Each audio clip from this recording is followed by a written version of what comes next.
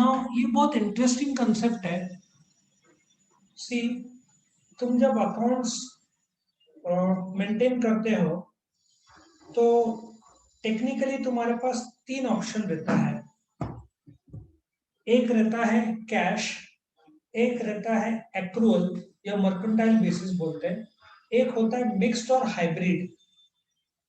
Now ये जो cash basis का अकाउंटिंग होता है, हम लोग जो कोचिंग क्लासेस है, doctors, lawyers, chartered accountants, NPO, तुम ऐसा इमेजिन करो कि तुमको कैश मिला तो तुम रिकॉर्ड करोगे, तुमने कैश पे किया तो तुम रिकॉर्ड करोगे। ठीक है। ना मेरे मन में एक सवाल तुमको पूछना चाहता हूं। तुम्हारे पास इलेक्ट्रिसिटी का बिल आया, विल यू रिकॉर्ड और नो? तुम्हारे पास इलेक्ट्रिसिटी बिल आया, क्या वो measured in terms of money है? क्या अमाउंट दिख रहा है उसमें? हाँ सर। तो वो फाइनेंशियल ट्रांजैक्शन हुआ, do you agree? Yes sir. तो रिकॉर्ड होना चाहिए। हाँ सर। हाँ, लेकिन लेकिन वापिस से लेकिन यदि तुम्हारा अकाउंटिंग कैश बेसिस पे है तो इलेक्ट्रिसिटी का बिल आया तो भी तुम रिकॉर्ड नहीं करोगे, क्योंकि तुम्हारा जो अकाउंटिंग का मेथड है वो सिर्फ कैश बेस्ड है। So if I give you the cash या चेक, इफ मूवमेंट होता है पैसे का तो ही तुम रिकॉर्ड करते हो। इलेक्ट्रिसिटी का बिल आया, तुमने पे नहीं किया, ड्यू बेसिस पर रिकॉर्डिंग नहीं होता है। जो लोग कैश बेसिस का ऑपरेट करते हैं, खास करके जो डेली रेस्टोरेंट्स रहते हैं, इन सब का कैश पे रिकॉर्ड होता है। डॉक्टर, सर्विस प्रोवाइडर्स ज्यादा इसमें, कोचिंग क्लासेस भी हम लोग कैश बेसिस पे रिकॉर्ड करते हैं, हम एक्रूअल बेसिस पे नहीं करते। अब ये मर्केंटाइल बेसिस पे क्या होता है, अभी जो कंपनीज रहते हैं, डू यू एग्री, वो लोग 2 महीने का उधारी देते हैं या मिलता भी है उनको उधारी? समझ में आ रहा है? समझ में आ रहा है? उधारी हम देते रहते हैं ना बिजनेस में, सुना होगा तुमने। यस। तो वो लोग उधारी में बेचे या उनको मिला, यदि उनका एक्रूअल टाइप ऑफ अकाउंटिंग है तो वो लोग रिकॉर्ड करेंगे।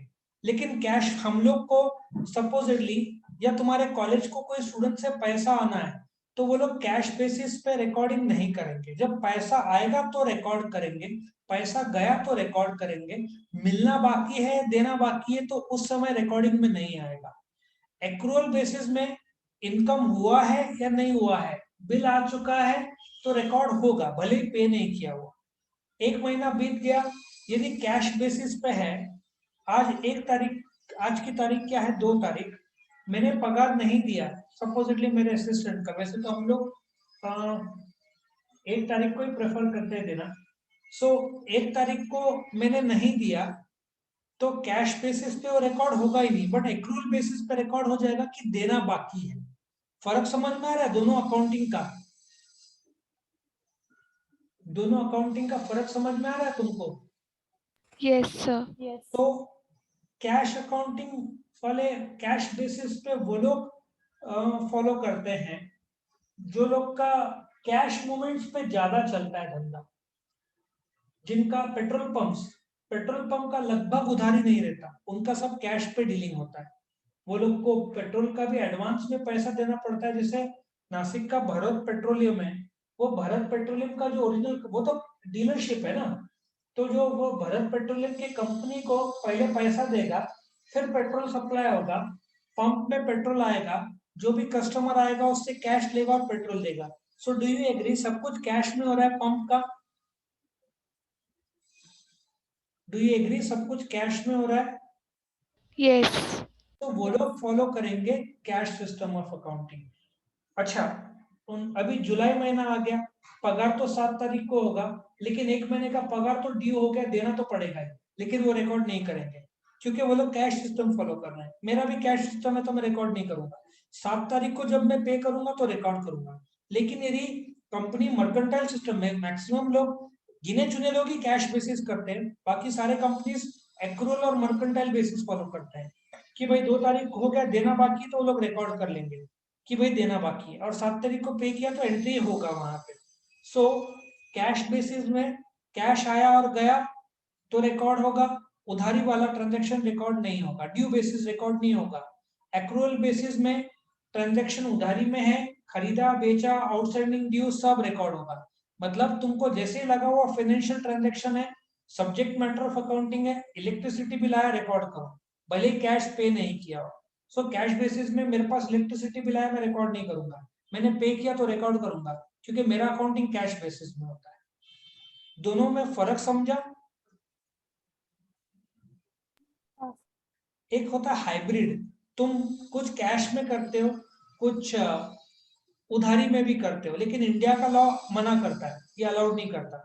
नहीं तो लोग क्या करेंगे, खर्चा कैश में दिखाएंगे और उधारी में बेचा सेल्स कम दिखाएंगे ताकि टैक्स कम भरना पड़े।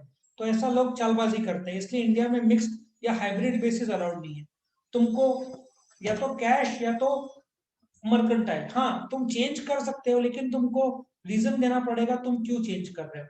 नॉर्मली एक सिंपल सा हिसाब है, जिसका धंधा कैश में, डॉक्टर वकील लोग ये सब कैश में डील करते हैं ज्यादातर। सो ये लोग सब कैश बेसिस ऑफ अकाउंटिंग है, doctor lawyer chartered accountant coaching classes ये सब कैश बेसिस पे करते हैं। नॉन एनपीओ मतलब तुम्हारा रोटरी क्लब रोटरा क्लब, वहां पे उधारी नहीं चलता, मेंबरशिप फीस तुमको देना है तो देना ही है, ठीक है। सो कैश बेसिस हुआ। एक्रोल या मर्केंटाइल बेसिस जो है, इसमें सब उधारी रहता है तो चलता है। हाइब्रिड बेसिस इंडिया में अलाउड नहीं है, तुम या तो कैश सेलेक्ट करो या मर्केंटाइल बेसिस करो, ठीक है ना। सो वो तुम्हारे पर है। अब जैसे कंस्ट्रक्शन सेक्टर है, सीमेंट उधारी में खरीदा, तो तुम्हारे पापा का ये होगा, एक्रूअल बेसिस पे होगा, ठीक है ना। कैश मैंने तुम्हारे सामने एग्जांपल रख दिए, डॉक्टर लॉयर चार्टर्ड अकाउंटेंट्स इनका इधर होता है, कैश बेसिस पे होता है। सबको क्लियर हुआ मेथड ऑफ अकाउंटिंग? Yes.